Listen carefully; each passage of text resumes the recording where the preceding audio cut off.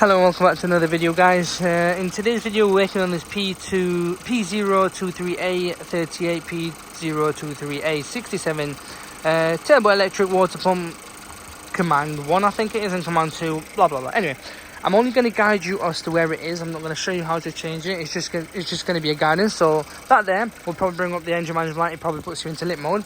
It's to be found here. So that black thing there. Okay, so if I can get the torching properly, I'd rather pinpoint it exactly. It's not the hardest thing to change, guys. It's really easy if you ask me, but it's just how handy you are. It's this here, guys. You'll have to move some of the components. Probably it'd be easier if you get rid of this and work on it, but what we recommend, get original OEM, change it. It'll just be a full scan and clear, and the sensor's on there, so make sure you don't damage it. I mean, you can just change the sensor, but we recommend a whole lot in case there are things in there that shouldn't be in there or components are broken. But that's where it is, guys. You'll probably need to add up antifreeze as well after, but make sure you get original OEM, and that's where it is.